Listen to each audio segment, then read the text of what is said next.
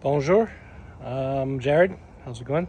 I'll show you a couple of my redwoods and give you an idea of some of the stuff that I do to try to create the right growth pattern for them. So here's my my biggest one. This one started as a 20-foot tall tree right there, and I air layered off the top of it.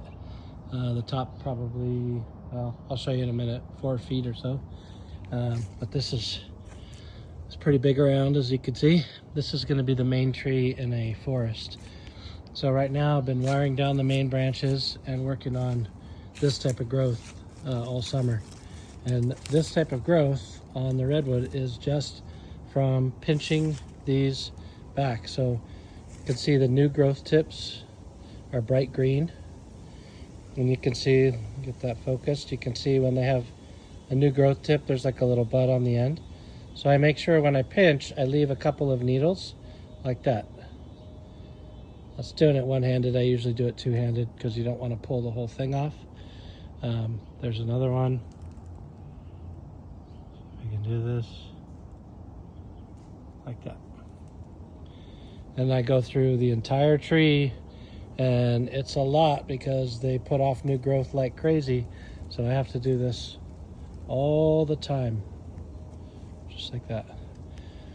But over the year, it's resulted in this kind of growth. Instead of having just one long branch coming out of here, it's created this bushiness. So as it grows, you can see it's going to continue to create that very tall redwood type of look. And then eventually we'll get these wired down and trimmed up and a little closer in. So that's one of them. Then I have, for the forest, I have a whole bunch more that I'm preparing here. So you can see they're in varying states. But let's see, I'll pull one of these out for you to look at.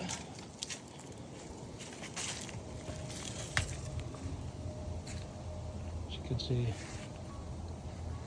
kind of the idea of what I'm looking for, making separations between the different branch sets, and then just pinching back new growth to try to create that bushiness. I just did a major cutback on this guy. It was a lot bushier, but I'm trying to make some more separations for him. But you can see it's a lot of work to go through all these and pinch all that new growth all the time, making sure that it doesn't get too long.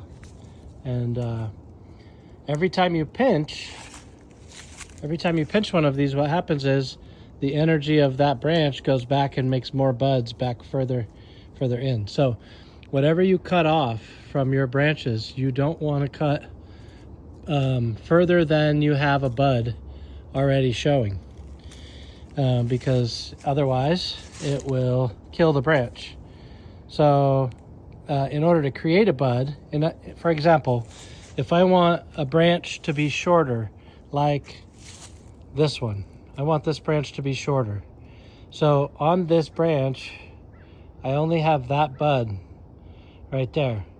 I want more buds further back in here so that I could cut this off and have the new growth come in to this section. In order to make that happen, I pinch this guy here, and now eventually new buds should grow from the base and along this branch, and then I can cut this off. But I don't want to cut this off until I see the new growth, because it can sometimes cause the branch to die. So just keep pinching back until you get the growth you want, and then you can cut back to the new bud. Here's an example that's kind of like what you have in terms of the amount of foliage and the type of foliage. This is already getting a little bushier than it was. But I just got this recently, and I pinched back a bunch of new growth, and it put off a bunch of new buds like these. There we go.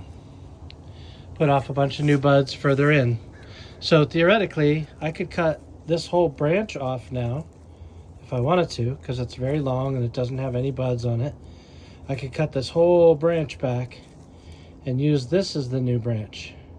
Just continuing to pinch it back so that it creates growth that's tight into the trunk.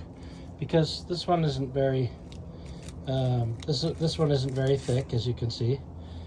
You also want to take those suckers off the bottom, like these little suckers.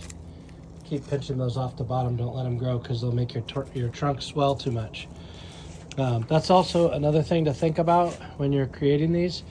You see how many junctions there are at this one spot, and you can see already the trunk is starting to thicken right there. You don't want that, right? So I want to take off the growth that's causing that. So I will take off that branch right there. I don't have a scissors with me, but I'll eventually take off that branch right there and let this new growth be the growth of that section, because otherwise if I keep letting it be these, it'll be too strong and I'll get a big bulge right there, and that's not what I'm looking for. Right? You want a nice straight trunk, or you don't want inverse taper, basically.